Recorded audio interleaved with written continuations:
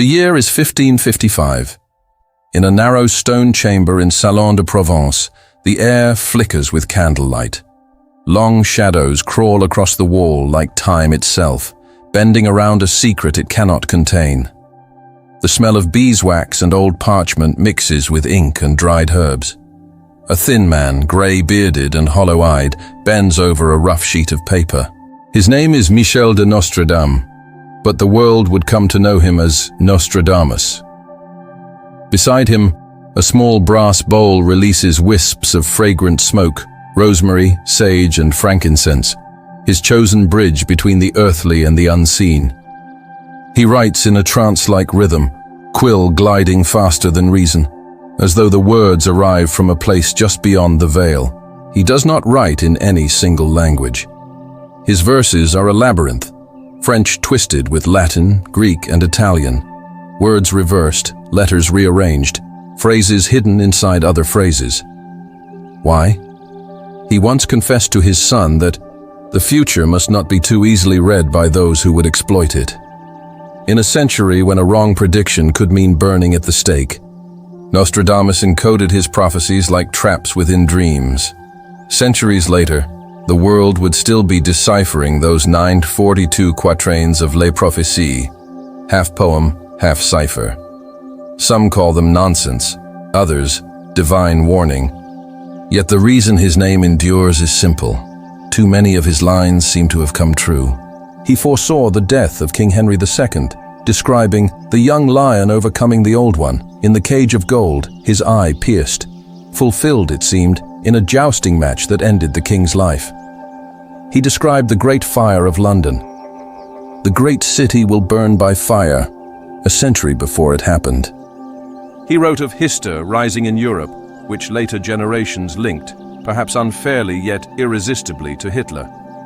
Skeptics and believers continue to wrestle over these coincidences, but one truth remains. Nostradamus became the mirror through which every era reads its own fears. Whenever the world trembles, plague, war, economic collapse, his book is opened again. The candlelight falls, and someone asks, "What did he see about us?" Now, as we step into the turbulent mid-2020s, the lens turns once more, this time not toward Europe but toward the New World, a leader who rises, falls, and rises again, whose name, eerily, echoes a sound in one of the most ominous quatrains ever written. The false trumpet concealing madness. Trumpet, the herald's call, the voice that commands armies. Yet Nostradamus called it false, a voice of illusion. For centuries, the line was just another riddle. But today, that word, trumpet, trump, hangs in the air like a key that might fit too perfectly. Is it coincidence? Or something written long before any of us were born? Perhaps that is why his prophecies never fade. Nostradamus believed time was not a line, but a circle hidden in mist. And those who glimpse through the fog see one age mirrored in another. When he wrote of a power across the seas, of a great realm without a king, but ruled by merchants, could he have sensed the United States centuries before its birth? Could he have seen the digital towers, the invisible empires, the leaders crowned by popularity rather than by coronation? For decades, scholars dismissed such notions until someone noticed the numbers. The quatrain about the year 1999 and 7 months when the great king of terror shall come from the sky once terrified the world. Nothing seemed to happen, but Nostradamus spoke in symbolic calendars. Some interpreters now add his favored cycle of 27 years to 1999 and arrive at 2026. Could that be what he meant? A rebirth of the King of Terror, not as a comet or a god, but as a man of immense power returning under a different light, a political resurrection rather than a celestial one. Those who study these riddles call this cluster the American quatrains, a web of verses hinting at a Western ruler, beloved by the people, rejected by the capital, defiant of law, yet protected by fate. And within them, a year repeats, 2026, the hinge between eras. Perhaps that is the genius, or the curse, of Nostradamus. His words are mirrors, and every century stares into them, seeking its reflection. In the 16th century, they saw the Inquisition. In the 20th, world wars. In ours, they see power without limit, truth without anchor, and the uneasy feeling that the script of history is being rewritten by forces unseen. And it all began in that candlelit room, where a solitary man wrote words he did not fully understand, words he once considered burning, because as he confessed, they showed me too much sorrow. Yet he did not burn them. He sealed them for us. Now we stand before those pages again. The question is no longer, was Nostradamus right? The question is, are we beginning to live the future he tried to warn us about? Centuries have passed since Nostradamus wrote his final line. Empires have fallen, borders redrawn, languages evolved. Yet his riddles remain, whispering across time like messages preserved in amber. And now, in the modern age of satellites and screens, those whispers seem to grow louder. Somewhere between myth and mathematics, researchers claim they have found the fingerprints of the new world inside his ancient verses. A code that points not to Europe, but to America, and to a leader whose rise and fall echo through history like thunder before a storm. Among the cryptic quatrains, one phrase has become a beacon for interpreters. The false trumpet concealing madness will cause Byzantium to change its laws. For centuries, Byzantium was read as an allegory, the heart of a decadent empire collapsing under its own weight. But to modern eyes, Byzantium looks strangely familiar, a capital obsessed with politics, divided by factions, ruled by rhetoric rather than reason. Could it be Washington, D.C.? The phrase false trumpet was long thought to refer to deceitful propaganda or false leaders. But when a name appears that sounds so close, trumpet, Trump, it becomes difficult to ignore the resonance. Nostradamus, of course, could not have known this man by name. Yet his verse feels eerily precise, concealing madness, changing laws. From Egypt, a man will come to challenge the decree.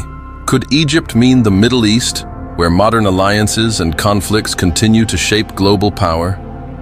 Could this prophecy describe a shift in financial or political order led by a man who defies convention? Still, Nostradamus's language resists certainty. Every line is a labyrinth. Take century 3rd, quatrain 57. 7 times will the British nation change, steeped in blood for 290 years. At first glance, it's about England, but some scholars propose that British nation is symbolic, a reference to America itself, once a British colony, forever tied to that heritage. The number 7 repeats throughout Trump's life like a riddle. 7 letters in his name, the 7th floor of Trump Tower. His first campaign in 2015, 2 + 0 + 1 + 5 are 8, reduced to 7 in numerological cycles. And if we trace 290 years from a key moment in pre-revolutionary America, around 1736, we land precisely on 2026. Coincidence? Perhaps. But Nostradamus rarely used numbers without purpose. He was obsessed with astrological rhythm, the hidden intervals by which empires rise and decay. His prophecies are calendars disguised as poetry. Another verse, century 6, quatrain 5, adds another layer of unease. A great famine through pestilent wave, through long rain at the length of the Arctic pole. Samarobin 100 leagues from the hemisphere, they will live without law, exempt from politics. The word Samarobin has haunted scholars for centuries. An anagram perhaps. Rearranged, some say it spells Mara Robbins, a place by the sea. The similarity to Mar-a-Lago, Trump's coastal estate in Florida, is unsettling. There, near the Atlantic, stands a palace of marble and gold, a residence literally by the sea, a realm apart from law and politics. Even more chilling is the pestilent wave, an image that now feels prophetic after the global pandemic. The long rain and Arctic pole evoke climate disruption, another crisis scientists warn will intensify by 2026. Nostradamus's visions blend plague, flood, and famine, the triad of chaos that signals the turning of an age. And then, In Century 8, Quatrain 76, a brutal passage. More butcher than king in England, born obscurely, he will seize the empire by force. Without faith or law, he will bleed the land. While it mentions England, the tone transcends geography. Born obscurely, a self-made ruler perhaps. Bleeding the land, an age of turmoil, both political and social. When tied to his earlier quatrains, this imagery sketches a universal pattern. A ruler who rises amid division, whose reign divides empires of both money and belief. But Nostradamus never speaks in a single voice. He wraps each vision in numbers, symbols, and echoes. For instance, the famous King of Terror quatrain. In the year 1999 and 7 months, from the sky shall come the great King of Terror, to bring back to life the great King of the Mongols. Before and after, Mars shall reign happily. When the world didn't end in 1999, skeptics mocked him. But what if his sky is not literal, not a comet, but a figure rising through the media, the sky of communication? What if Mars reigning refers not to celestial warfare, but to political conflict and global tension that erupt before and after 2026? Some historians have noted a curious pattern. When Nostradamus's dates appear wrong, the themes still emerge: war, famine, upheaval, only delayed, as though history itself keeps circling the coordinates until it hits the right alignment. And now, that alignment appears once more. Economists speak of unsustainable debt, fragile markets, the rise of digital currencies. Climate forecasters warn of unprecedented droughts. Legal analysts debate whether the United States has entered a constitutional crisis. Each strand, economy, nature, law, weaves into Nostradamus's old triad: plague, sword, and famine. It is as though his 16th century ink was describing our headlines. Still, his writings were never meant to scare. They were meant to prepare. He often wrote that the future could be softened by knowledge and by will. Perhaps these verses are not curses but choices, warnings encoded for those who would listen. If that is true, then the cipher of the false trumpet is not a prediction of doom, but a mirror. The madness it conceals is not one man's. It is the madness of nations that forget how power corrupts, how faith turns into faction, and how easily peace becomes war when truth is bent for gain. As we turn toward 2026, that mirror brightens. Whether by coincidence, pattern, or prophecy, the reflection staring back at us feels uncomfortably human. Every prophecy, if examined closely, carries more than one current. Beneath Nostradamus's poetry, 3 tides move silently: the physical, the political, and the spiritual. When these tides rise together, civilizations tremble. And the year that seems to draw them into a single storm, according to several decoded quatrains, is 2026. The first wave is of famine and disease. In Century 1, Quatrain 67, Nostradamus writes, "The great famine I sense approaching will often return, becoming universal. It will be so great and long that men will seize roots from trees, and children will be snatched from the breast." To his contemporaries, this spoke of medieval starvation. To us it reads like a metaphor for global scarcity, the kind not born of barren soil, but of a collapsing system. As oceans warm and harvests fail, as wars and debt strangle supply chains, the famine of our age may not be the hunger of the body, but of the market, a world feeding on itself. The second wave is economic. In Century 8, Quatrain 28, he warns, "Copies of gold and silver inflated, after theft thrown into the lake. At the discovery that all is exhausted and dissipated by debt, all scripts and bonds shall be wiped out." How strange those words sound to modern ears. Copies of gold and silver, wealth detached from its origin. Some see in this a vision of the digital economy, virtual currencies, invisible assets, inflated markets. The lake could be a poetic symbol for cyberspace, a realm where wealth exists only as reflections. And the final line, "all scripts and bonds wiped out," strikes like thunder in an age when the world's debt nears 40 trillion. But Nostradamus never stopped at money. In his worldview, economy was a reflection of morality. When gold loses meaning, so does truth. When the world values illusion more than substance, collapse becomes not a question of if, but when. The third wave is geopolitical, the struggle of three powers. Century 2, quatrain 89 reads, "One day, the two great leaders will become friends. Their great power will be seen to grow. The new land will be at the height of its might. To the bloody one, the number is reported." Many interpreters see this as an image of alliances shifting in plain sight. Two powers clasping hands while a third, the bloody one, watches in anger. The new land here is unmistakably the new world, America, rising in strength. Some connect this verse to modern diplomacy. The uneasy dance between America, Russia, and China. Two appear reconciled, while the third quietly sharpens its blade. Each wave, famine, finance, and conflict, now swells toward the same horizon. But Nostradamus, in his cryptic genius, doesn't simply predict disasters. He gives them a pattern, almost a rhythm. He speaks of cycles, 30 years for renewal, 60 for decay, 90 for collapse, and then the birth of something new. According to these intervals, the 21st century sits at its breaking point, the culmination of decisions made long before we were born. Consider this: every 60 years, America faces a moment of national fracture. 1860s, Civil War. 1920s, economic speculation and crash. 1960s, internal rebellion, assassinations, Vietnam. Early 2000s, terrorism and financial crisis. Add 60 years again, and where does the cycle land? Around 2025, 2026.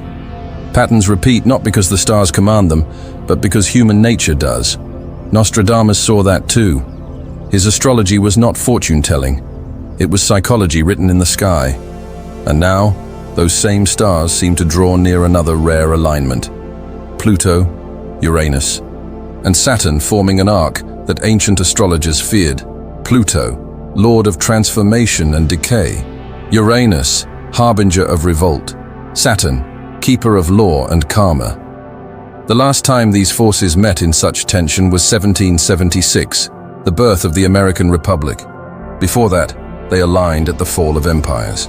If the pattern holds, 2026 could mark not an ending, but a metamorphosis, one born through upheaval. Nostradamus hinted at such a rebirth in Century 3, quatrain 97. New law to occupy the new land towards Syria, Judea, and Palestine. The great barbarian empire will crumble before the cycle of the moon is complete. A new law in the new world affecting the Middle East. How modern that sounds. Some connect it to shifting alliances, others to economic decrees or digital treaties. But what if new law means more than politics? What if it signifies a change in the world's order of value, a moral or spiritual law rewritten under pressure? As these waves gather, they pull toward a single vortex, a moment where leadership itself becomes the test. And standing at that crossroads, by name or by symbol, is the figure of the false trumpet. He, or what he represents, becomes the lightning rod for the three storms. Famine of trust, inflation of truth, war of words that precedes war of weapons. And as 2026 approaches, the lines between prophecy and headline blur. We are no longer simply reading Nostradamus. We are living inside the page. Yet even now, amid dread, a whisper remains in his writing, that the darkest hour is not punishment, but opportunity. The storm's purpose is to force renewal. The flood cleanses. The famine teaches restraint. The conflict births balance. Nostradamus wrote not for those who fear, but for those who remember. For in every empire's twilight, he said, there are a few who still carry the light of understanding. Those who will read the signs, act with courage, and turn chaos into beginning. The question is, will we recognize ourselves among them when the waves finally meet? Every prophecy needs a face, not to glorify, but to embody the paradox it speaks of. Nostradamus often cloaked individuals in symbols: the young lion, the false trumpet, the king without faith. Whether these were real men or archetypes hardly mattered. What mattered was what they revealed about the age itself. And so, when modern interpreters fix their gaze on the quatrains that seem to describe a leader doubted by his capital, loved by his people, and tested by fate, they inevitably arrive at one name: Trump. But this is not about politics. It is about the strange symmetry between prophecy and repetition, between what was written and what has already begun to unfold. Century 6, quatrain 13 reads, "A doubtful one will not come far from the rain. The greater part will wish to support him. The capital will not want him to reign at all. His great charge he will not be able to maintain." The verse is chillingly clear. A ruler who commands loyalty from the masses, yet faces rejection from the capital itself. A leader whose authority falters under the weight of law. Nostradamus could not have known of constitutions or court cases, but his imagery feels strangely precise, the tension between popular will and institutional power. This conflict between the ruler and the law is not new. It is the very pulse of history. Ancient Rome had its Caesars, France its Napoleons, the modern age its populists. Nostradamus seemed to see this as an eternal pendulum. When empires grow tired of reason, they call for strength. When they tire of strength, they call for reason. The swing itself is the prophecy. And yet, the timing he hinted at, the mid-2020s, intersects with another mystery. The alignment of Pluto, Uranus, and Saturn, the same configuration present in 1776, the year the United States declared independence. Ancient astrologers feared such alignments because they mark not continuity, but confrontation, moments when old structures collapse so that new orders may rise. Pluto, the planet of death and rebirth, moves through Capricorn, the sign of government and institutions. Uranus, planet of revolution, agitates from Taurus, sign of wealth and possession. Saturn, planet of limitation, opposes them both, demanding balance. Together, they create what Nostradamus called the hinge of fate. The last time this pattern appeared, a new nation was born. The next time, perhaps an empire redefines itself. So what happens when law, wealth, and will, the three pillars of any republic, are all in conflict?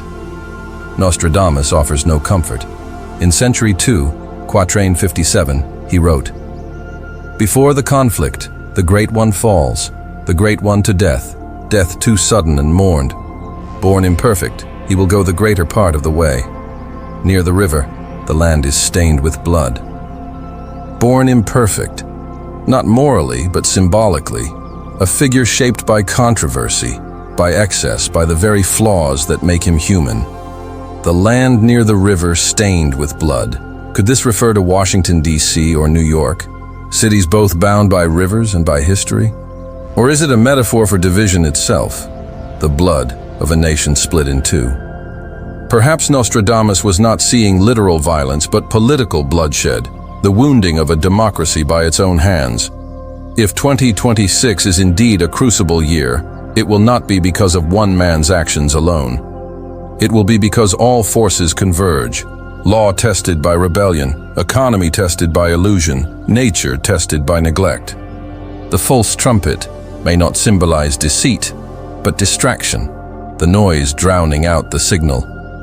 For Nostradamus, the greatest danger was never the tyrant, but the blindness that allows tyranny to appear necessary. "The people," he wrote in a lesser-known letter, "shall beg for their own chains, mistaking them for crowns." And perhaps this is why the quatrains about the doubtful one feel so urgent. They are not accusations, they are warnings about how societies break their mirrors, how they turn prophecy into politics, and politics into prophecy. The deeper one reads, the clearer the pattern becomes. Nostradamus did not fear kings. He feared crowds without memory. He feared what happens when truth becomes a commodity, when reality itself bends to narrative. Without law, exempt from politics, he wrote elsewhere, describing a people who live as if no rule applies to them. In his time, that was heresy. In ours, it is ideology. And still, amid the thunder of analysis, one question refuses to fade. If the false trumpet is a symbol, not a man, what does it stand for? Maybe it is the echo of pride before the fall. Maybe it is civilization itself, blowing its own horn, convinced it can outshout destiny. In the grand theater of prophecy, Trump is not the author but the actor, stepping into a role written long before his birth, a role that every empire must one day fill. The leader who embodies division, who becomes the measure of a nation's spiritual temperature. Whether he triumphs or collapses, whether 2026 brings redemption or reckoning, depends not on his fate, but on ours, on whether the capital and the people, law and desire, memory and vision, can learn to speak again without rage. As Nostradamus hinted, the trumpet shall sound, but who shall listen?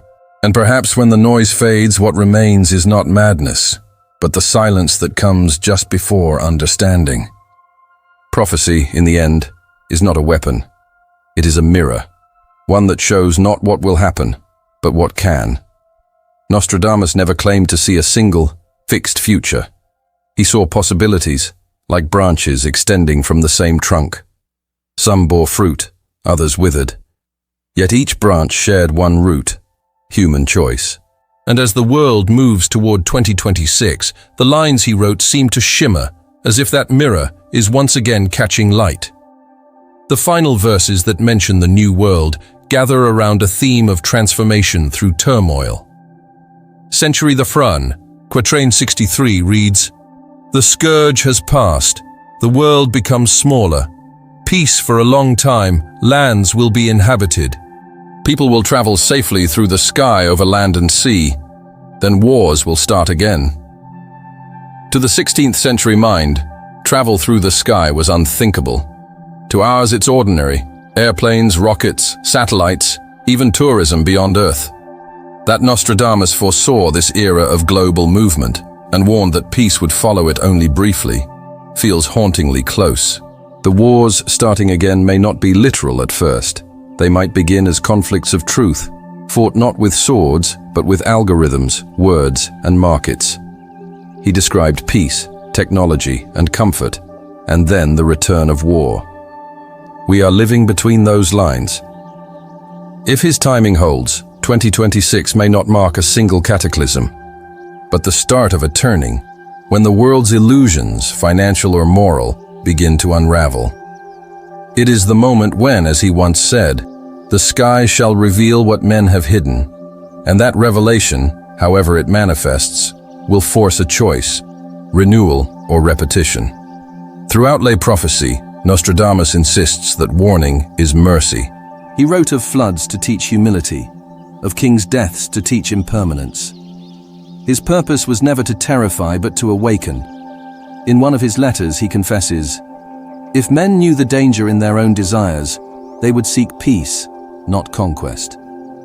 And perhaps that is why the year 2026 appears again and again like a pendulum point of return, not because destiny demands disaster, but because the world is due for reflection. When we examine the cycles, social, economic, celestial, they all converge. Debt peaks, climates shift, nations question their founding principles.